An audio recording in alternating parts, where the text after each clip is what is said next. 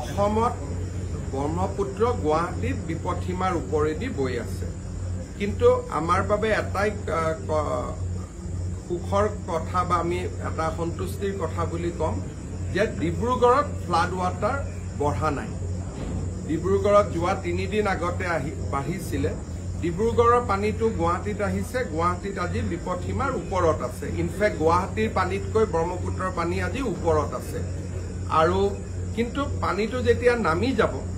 নতুনকৈ অহাৰ সম্ভাৱনা নাই কাৰণ ডিব্ৰুগড়ত বৰষুণ মানে অৰুণাচলত বৰষুণ হোৱা নাই কিন্তু প্ৰেডিকশন মতে অৰুণাচলত এইকেদিন বৰষুণ হৈয়ে থাকিব বহুত সময়ত আমি ভাবো যে চীনৰ পানী ব্ৰহ্মপুত্ৰত আহে কিন্তু ব্ৰহ্মপুত্ৰত 65% পানী অৰুণাচলৰ পৰা আহে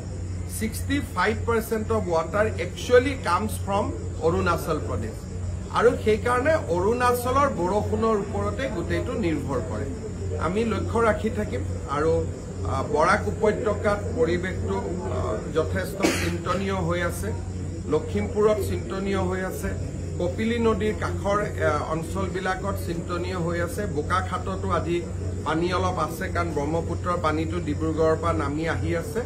কিন্তু এতিয়ালৈকে কোনো বিশেষ মথাউৰি ভঙা নাই আৰু সকলোখিনি এতিয়ালৈকে আমাৰ নিয়ন্ত্ৰণৰ ভিতৰত আছে আজি মই তেওঁলোকেও গোটেই কথাখিনি বুজি পাইছে আমি যি ধৰণে প্ৰেজেণ্টেশ্যন দেখুৱাইছো আৰু এই প্ৰেজেণ্টেশ্যনটো আপোনালোককো আমি এদিন দেখুৱাই দিম যে গুৱাহাটীৰ পানীটো আমি কিয় নিয়ন্ত্ৰণ কৰিব নোৱাৰো আপোনালোকে এদিন চাব পাৰিব আৰু চালে আপোনালোকে বুজিব যে সমস্যাটো কিমান জটিল আজি সেইকাৰণে লগে লগে মেঘালয়ৰ মুখ্যমন্ত্ৰীয়ে কৈছে যে এইটো আমি IIT ৰুড়কীৰ ওচৰত যাব লাগে কাৰণ সমস্যাটো সঁচাকৈ জটিল